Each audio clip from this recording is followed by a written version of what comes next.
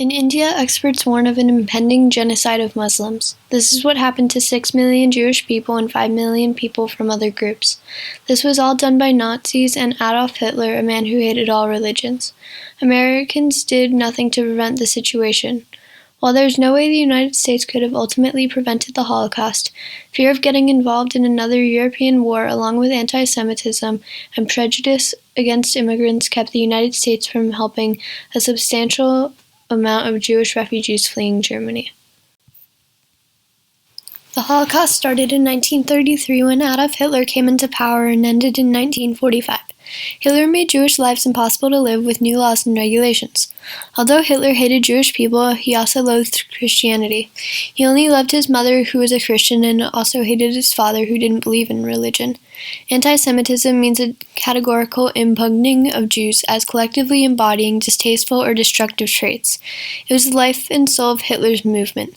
The United States didn't want to get involved with another war with Europe after World War I, and the Holocaust was something that, if they got involved with, would lead to the United States joining another world war. Not only did Germany want the attention of the United States, but many other powerful forces competed for it as well. To the United States, something else was more important than rescuing Jewish people from the Nazis and Hitler. President Roosevelt felt pressure with refugees, and he was very anti-Jewish. Only 35,576 immigration visas were issued in 1932 because of immigration laws made by the United States.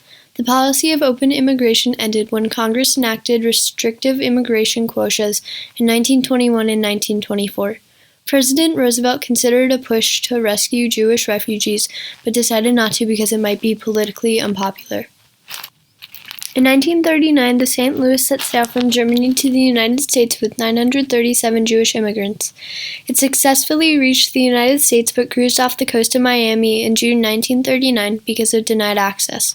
Canada wanted to prevent immigrants from coming in, so the country decided to deny access for the St. Louis passengers because if some came in, more would want to come in. The United States then had to negotiate with Cuba to let the passengers from the St. Louis into the country. It then took 2 weeks for the St. Louis to reach Havana with the Nazi flag flying on the ship, and only 28 passengers were allowed in. Some passengers of the St. Louis had travel visas taken away and had to be sent back to Europe, and others were put in concentration camps.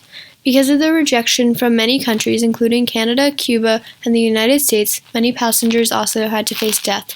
After the Holocaust, St. Louis survivors pushed for remembrance of their ordeal. The United States then changed immigration policies and now accepts more immigrants than any other country. While there is no way the United States could have ultimately prevented the Holocaust, fear of getting involved in another European war, along with anti-Semitism and prejudice against immigrants, kept the United States from helping a substantial amount of Jewish refugees fleeing Germany.